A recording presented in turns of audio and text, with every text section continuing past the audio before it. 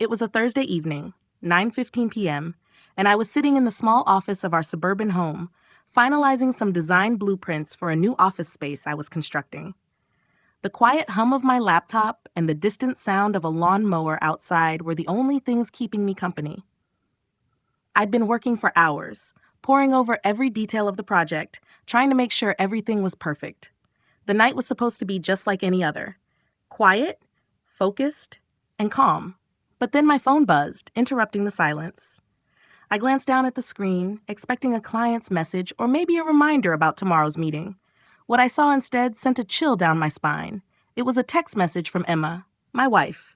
4 words, simple, unmistakable. Don't wait up for me. I stared at the message for what felt like an eternity, reading it over and over as if I could make sense of it by sheer force of will. It didn't make sense. Earlier in the day, Emma had mentioned she was meeting some friends for a girls' night out. Nothing unusual there. She'd done it countless times before, so I didn't think much of it. But tonight, those 4 words felt different. Cold, distant, detached. I couldn't put my finger on it, but something felt wrong. I tried to brush it off, assuming I was overthinking things. Emma had been stressed at work lately, and maybe she just needed a little space. But then, I thought about the way she had gotten dressed for the evening, wearing that black dress I had only seen her wear twice before, both times for special occasions. The perfume she put on was the expensive kind she reserved for when she wanted to impress someone. When I kissed her goodbye, she had seemed distracted, checking her phone with an unusual intensity. Now her text message felt like a puzzle piece that didn't fit. I wasn't sure why, but a knot formed in my stomach. Something was off. I typed a quick response, trying to keep my voice neutral. Why? The 3 dots appeared almost immediately, signaling she was typing. I stared at the screen, holding my breath, waiting. After what felt like an eternity, her reply came through. I'm fine. Just don't wait up. I'll be back when I'm back. There was nothing else. No reassurance, no warmth, just a flat, impersonal statement that made me feel small. I sat there in the office, phone still in hand, feeling a mix of confusion and something that resembled dread. Emma wasn't the type to dismiss me like this. Not after over 10 years of marriage.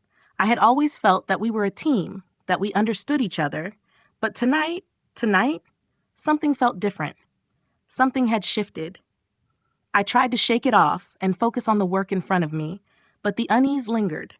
I couldn't stop thinking about her earlier behavior. The secrecy, the way she had been looking at her phone during dinner, her constant need to check it as if she was trying to hide something. A feeling of dread settled deeper in my chest, but I forced myself to ignore it. I wasn't the type to jump to conclusions. Maybe she was just tired of talking about work or needing a little break from me. As the hours passed and Emma still hadn't come home, I began to feel the weight of her absence pressing on me. Why hadn't she texted again? Why hadn't she called to let me know she was safe? I glanced at the clock. It was past midnight now. She'd said she'd be back when she was back, but this was more than I could ignore. The doubt was gnawing at me, growing stronger with each minute. At 12:30 a.m., my phone buzzed again. I saw her name flash on the screen, and my heart skipped a beat. Another text. I opened it without hesitation, but when I read the words, it felt like I had been punched in the stomach. Don't call me right now. I'm with friends. Just give me some space. I was confused at first. Then a wave of frustration swept over me. What was going on? I had never seen her act like this before. I tried to stay calm, but my hands were shaking as I typed back, "Where are you?" I waited. Nothing. Just silence. The seconds stretched on, each one heavier than the last. Then her response appeared. "I don't owe you an explanation. Just leave me alone, Adam." My breath caught in my chest. I dropped the phone on the desk, my pulse racing. I wasn't angry, not at first, but something inside me shifted. It wasn't just confusion anymore. It was clarity. Cold, sharp clarity. Everything about Emma's behavior these past few months, the distance, the secrecy, the late nights, it all started to add up. I wasn't angry. I was just awake to the truth, and the truth stung more than I could ever have imagined. I stared at the phone for a moment, my mind reeling, but I couldn't stay frozen in that moment. I had to act. I didn't know what to do, but I knew that staying passive wasn't going to solve anything. I picked up the phone again, trying to steady my hands. There was no point in pretending anymore. If Emma wasn't going to give me answers, then I had to find them for myself. I opened the message app again and typed out the words that felt as heavy as lead. "You're right. You don't owe me anything. I'm not your husband anymore. Don't come home." The weight of those words hit me harder than I expected. It was the most definitive thing I'd said in years. I hit send before I could stop myself, before doubt could creep in and tell me that I should give her another chance, that maybe she just needed space. I knew that I couldn't go back after that. Then I did something I hadn't dared to do until now. I opened the folder on my computer labeled Evidence. It had been sitting there for weeks, full of strange discrepancies and uneasy feelings I'd ignored.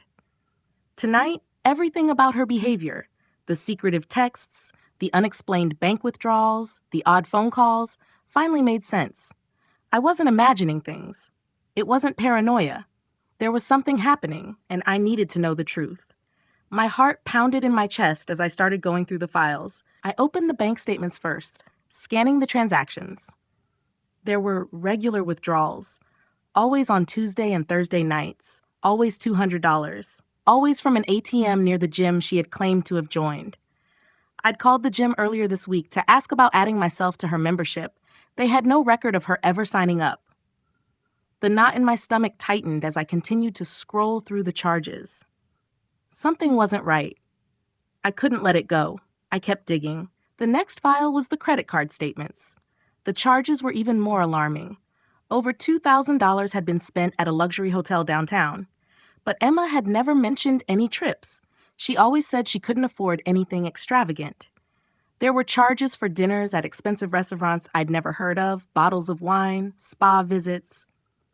A part of me wanted to tell myself it was all a mistake. Maybe I was misinterpreting things. But the evidence was piling up, undeniable and cold. I kept scrolling, and then I found what I was looking for. A string of messages on Emma's email account, all from the same number. I hadn't thought to check her email before, but now, in the silence of the office, it felt like the only thing that mattered. The messages were from a contact saved as Book Club Amanda, but they weren't about books. They were about something far darker, far more intimate. "Can't wait to see you tonight. Same place. Wear that dress I like." I scrolled down. The messages were from the last 4 months. 4 months of lies. 4 months of Emma living a double life. I sat there in shock, unable to move as the words burned into my mind. Then I found something that made my stomach turn. Can you believe Adam still doesn't know? He's too focused on work to see what's right in front of him. I told you he'd never catch on. My pulse raced. My hands shook. She had been careless, so sure that I wouldn't notice, that I wouldn't question the late nights, the sudden changes in her behavior. But I had noticed. And now I had the evidence to prove it. It was like I had been living in the dark for so long, and suddenly the light flickered on, blinding me with truth. But the truth was painful. I wasn't done. I opened another folder. This one held footage from the security camera I had installed in my truck 3 months ago after someone had broken into it at a job site. The camera faced our driveway, and it automatically recorded whenever it detected movement. I hadn't checked the footage in a while, but tonight, something told me I had to. I clicked on the video. My stomach dropped when I saw her. Emma, in our driveway, kissing a man I didn't recognize. It wasn't a quick kiss. It wasn't a goodbye peck. It was a full-on kiss, passionate, intimate, like they didn't care who saw. The timestamp on the footage was from a Tuesday afternoon, the day Emma had told me she was running errands, the day I had called her asking how everything was going. She had told me cheerfully about the laundry she was doing and the chicken she was marinating for dinner, but she hadn't mentioned that her lover was parked in our driveway. I froze. The man was tall, maybe early 30s, undulated, with a confident, almost arrogant posture. I didn't recognize him. He was someone from Emma's secret life, someone she was clearly comfortable with. I felt bile rise in my throat as I processed the footage. This wasn't a mistake. This wasn't some fleeting moment of weakness. This was Emma, choosing to betray me, choosing to deceive me. I ran his license plate number through a database, my fingers trembling as I clicked through the search results. His name was Luke Carter, a financial analyst. He worked at a firm downtown. According to his social media, he was single, loved fitness, and had recently posted a picture at the same restaurant Emma had spent money at, the one I'd never heard her mention before. The caption read, "Best date spot in the city, amazing food, and even better company."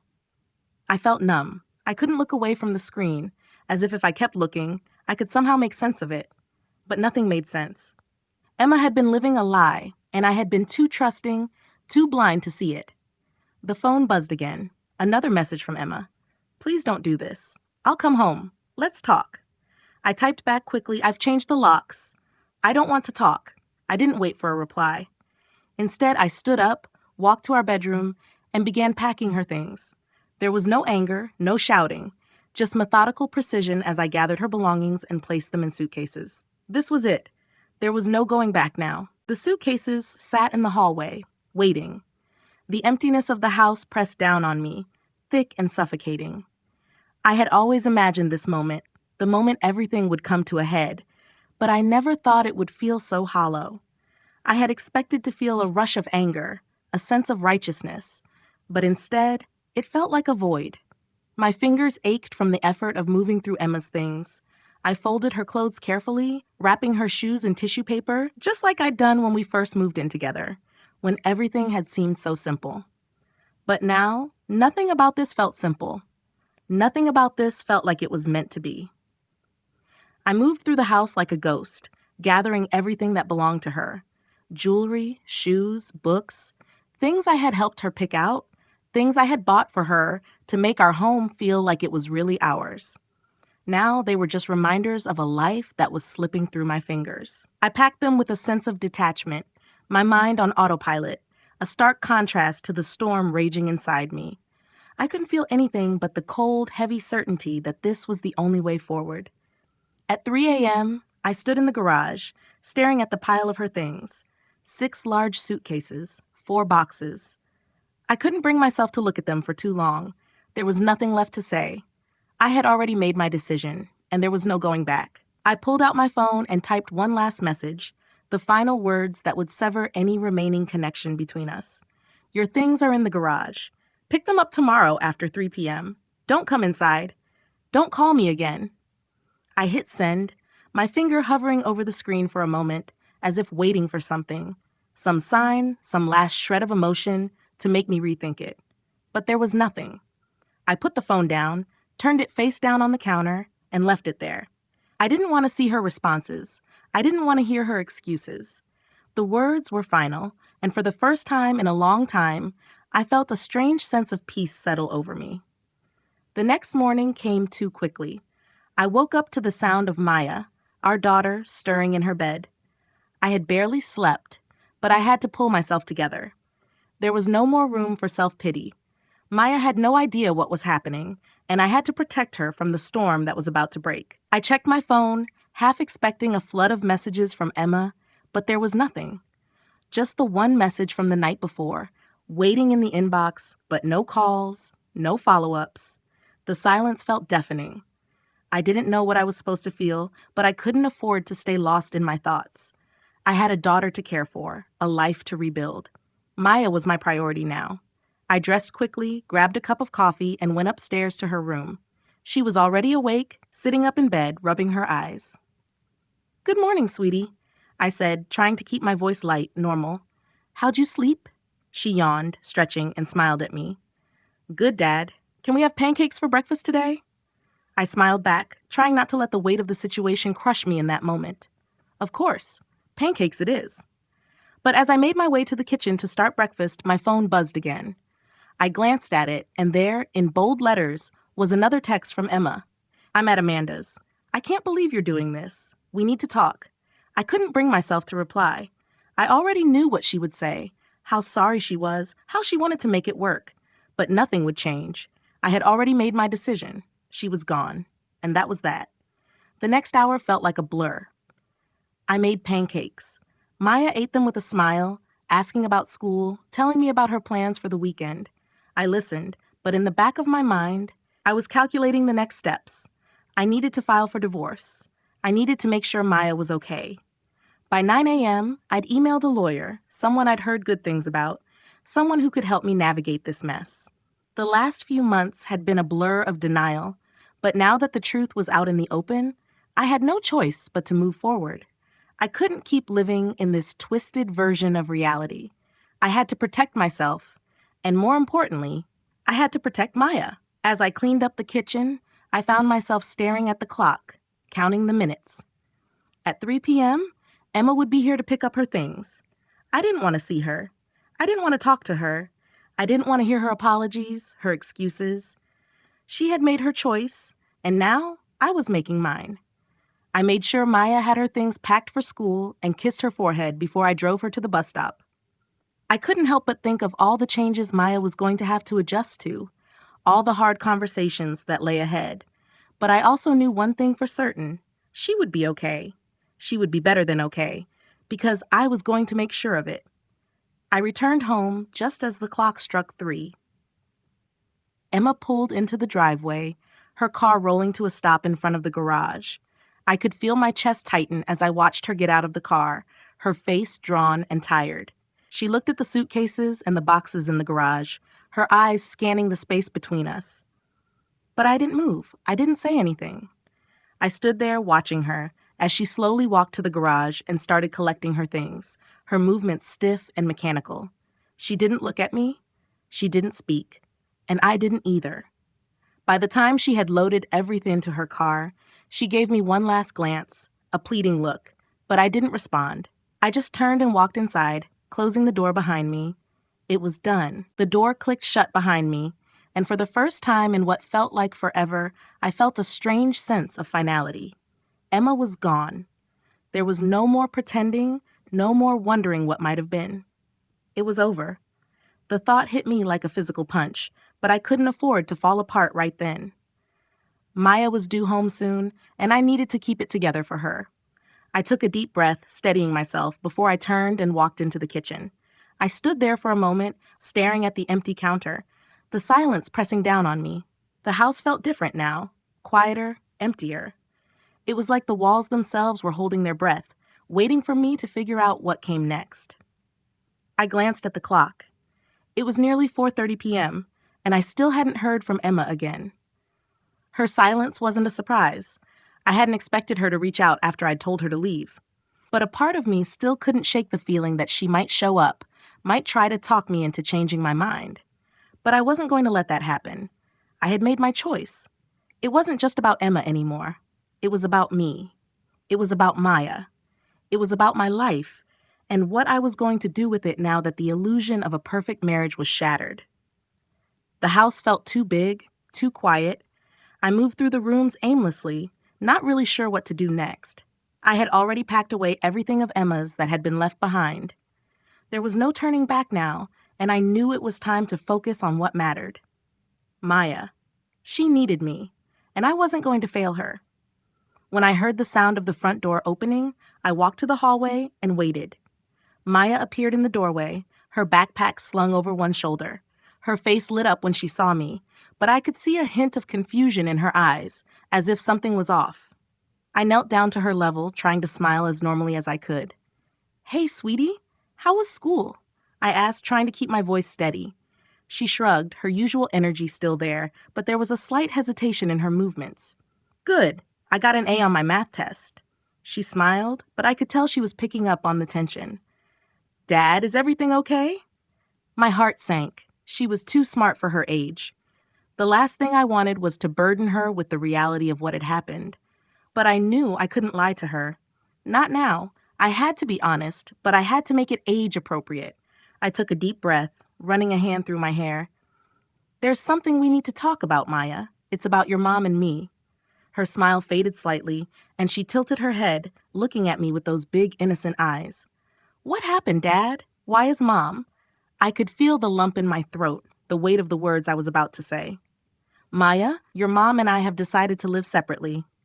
Things have been difficult between us, and we both think it's the best for us to be apart for now." She blinked, processing the words slowly. I could see her trying to understand, trying to make sense of it all. "Does that mean she's not coming back?" I swallowed hard, nodding. "Yes, sweetheart, she's not coming back." A look of confusion and hurt crossed her face, and for a moment, she looked like she might cry. But then she bit her lip, like she was trying to be strong. It broke my heart to see her like this. I pulled her into a tight hug, holding her close as she stiffened in my arms for just a second before leaning into me. "I know this is hard, Maya," I whispered, "but I want you to know that we both love you so much. Nothing will change that. You're gonna be okay. I'm here, and I'll always be here for you." She nodded against my chest, and I could feel the weight of her small body as she clung to me. I knew she wasn't fully processing everything, but the relief in her hug was palpable. She trusted me. She trusted that I'd keep her safe and that everything would be okay, even if it didn't feel that way right now. After a few moments, Maya pulled back slightly, her face still serious but with a faint hint of understanding.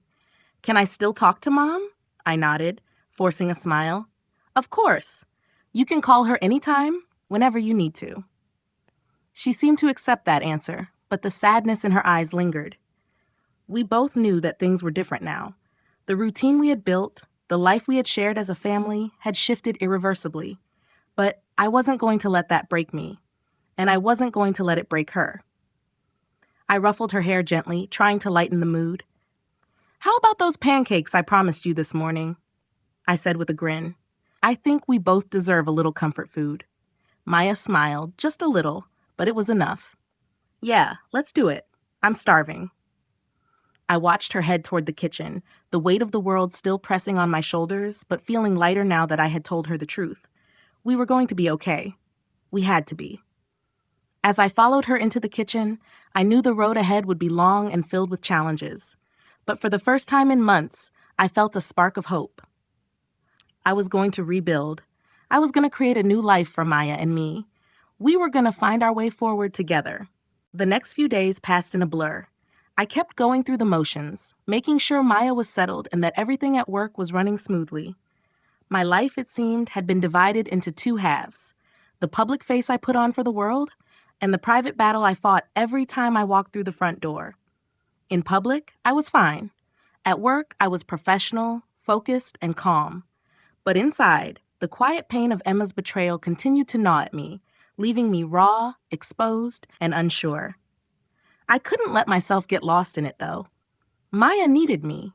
She was still adjusting to everything, asking questions, and trying to make sense of what had happened between her mother and me.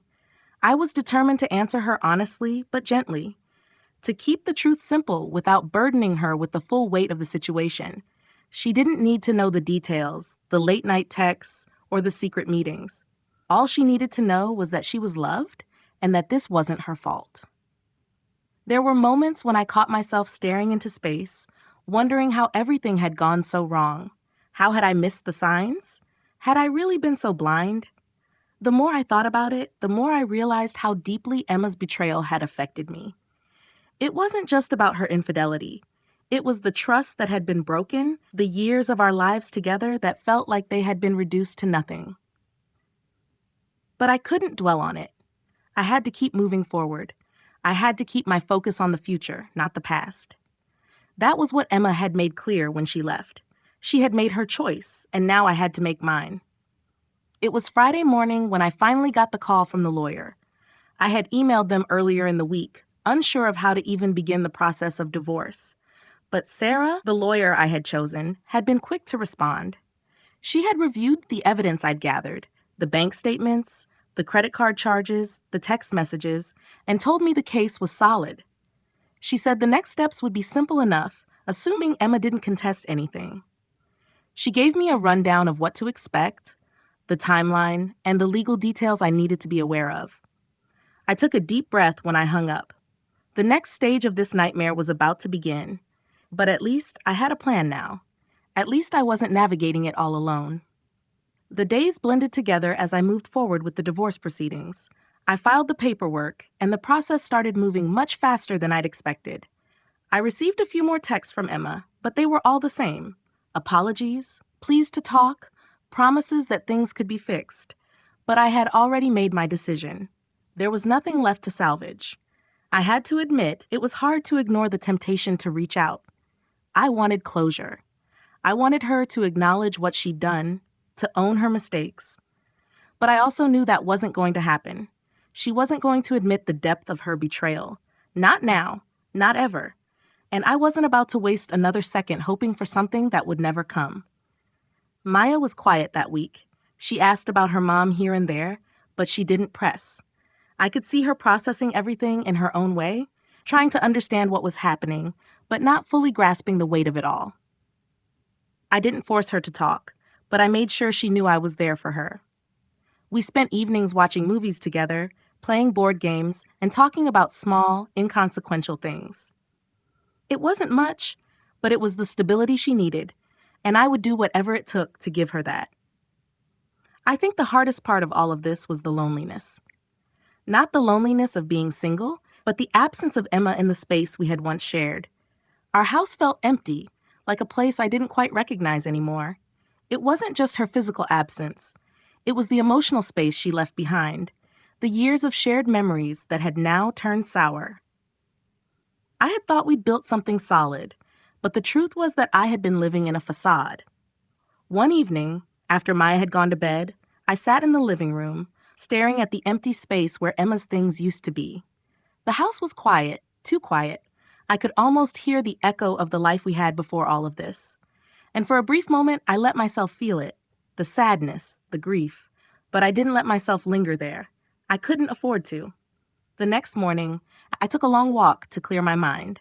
I needed to step outside, breathe fresh air, and remind myself that there was still hope. Life was still moving forward, even if it didn't feel like it at times. And in the end, it was Maya and me against the world now. When I returned, I found a letter waiting for me in the mailbox. It was from Emma. It was thick, and there was a weight to it that I wasn't prepared for. My stomach churned as I opened it, but I steeled myself. The letter was filled with apologies, more pleas to talk, more promises that she had made a mistake.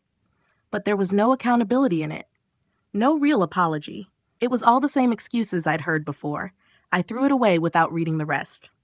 I didn't need more empty words. What I needed was action. And that, I realized, was something I could give myself. I had already taken the first steps. I had already chosen the path forward. And nothing, not even her guilt-ridden letters, was going to change that. I could rebuild. I could make a life for myself and for Maya. One step at a time, we were moving forward. The next few weeks passed in a blur of paperwork, court dates, and quiet moments with Maya. The divorce was progressing faster than I expected. Emma, as predicted, didn't contest it. She sent a few more messages, but they all sounded the same. Desperate, filled with regret, but ultimately lacking the accountability I needed from her. There was no real apology, just a series of attempts to make herself feel better.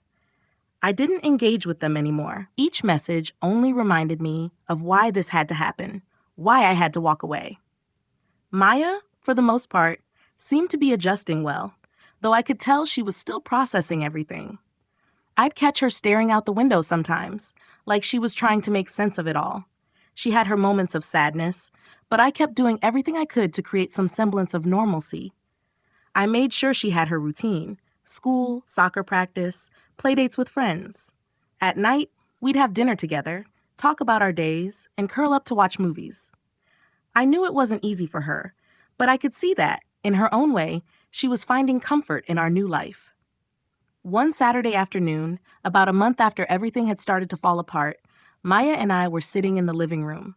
I was flipping through a magazine, trying to kill time before a client meeting, when Maya suddenly spoke up, her voice quieter than usual. "Dad, do you think Mom will ever come back?" I froze for a moment, my heart stuttering in my chest. I hadn't expected her to ask this yet. Not directly. It had been something I had feared.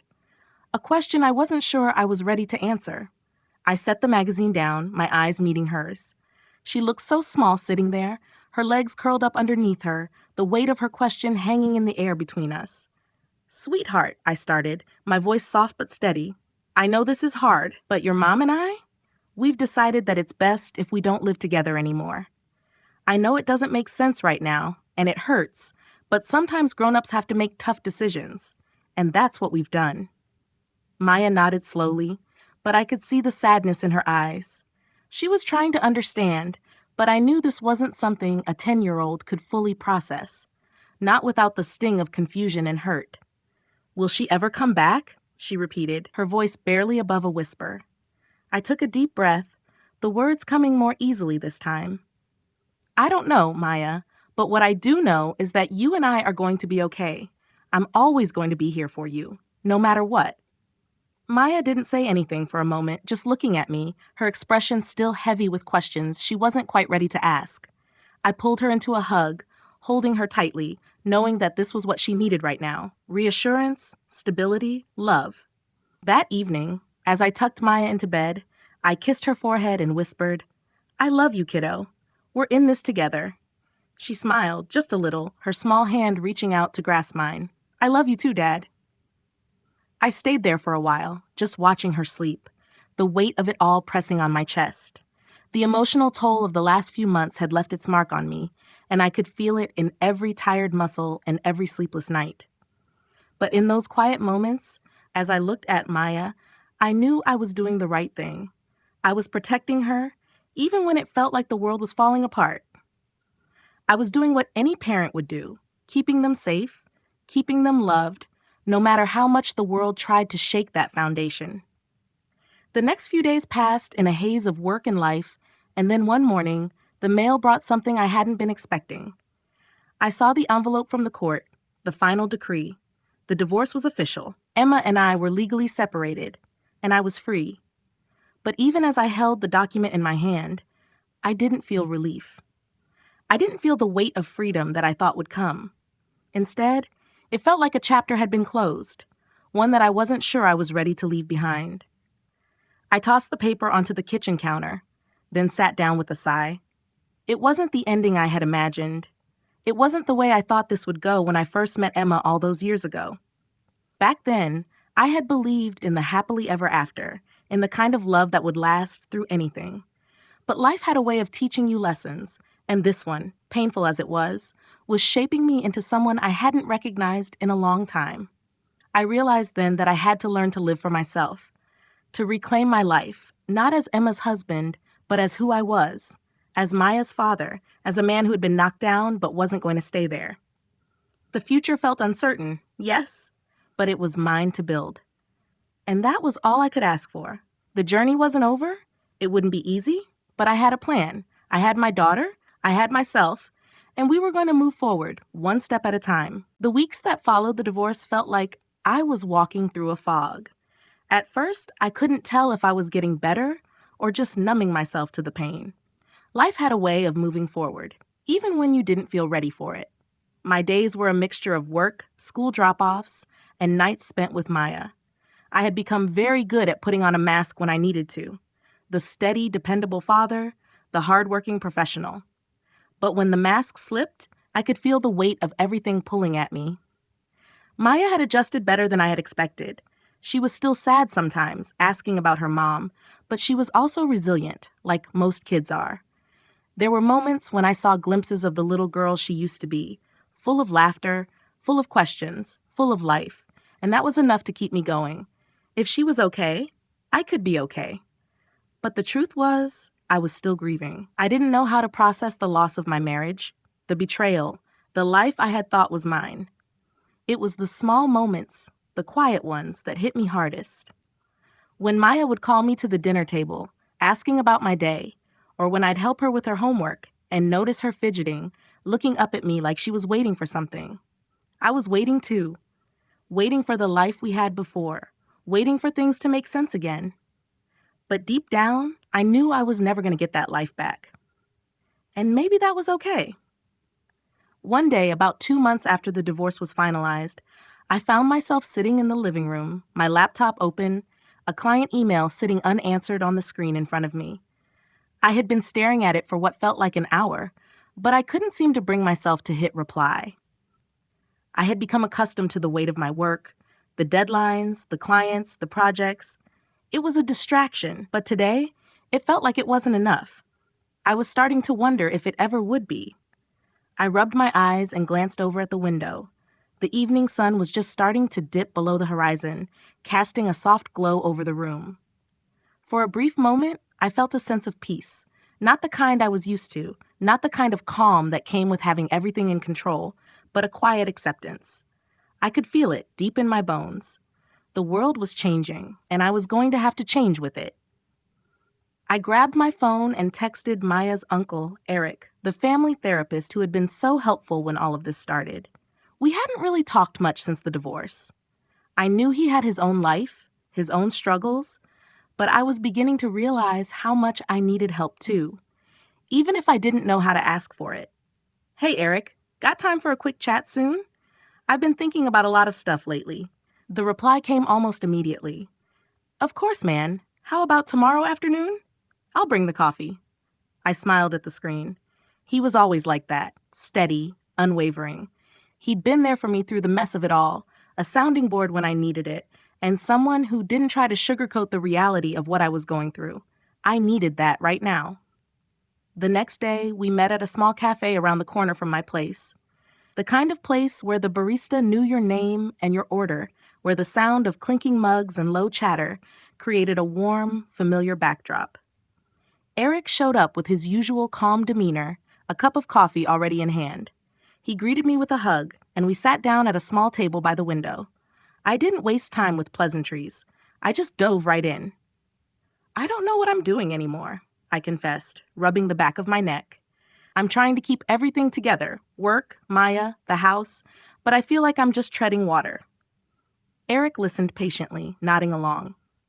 You're doing a lot, Adam, more than most people could handle, but you're also not giving yourself the space to heal.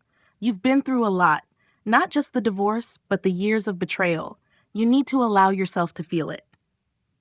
I let out a shaky breath, the weight of his words hitting me harder than I expected. I don't know how to feel it. It's like there's a wall I can't break through. That's understandable, Eric said gently. It's not easy to face those emotions. You've been putting them aside for so long, trying to protect Maya, trying to protect yourself. But you can't keep burying them. You need to process it, or it will keep eating away at you. I stared into my coffee, unsure of what to say. I had spent so much time pretending everything was okay, convincing myself that I was fine. But I wasn't. I was exhausted. And more than that, I was lonely. The kind of lonely that didn't just come from being single, but from losing a part of yourself, the part that had been intertwined with someone else for so long, the part that now felt like it was missing. Eric's voice pulled me out of my thoughts. You don't have to do this alone, Adam, and you don't have to have all the answers right now. Just take it one step at a time.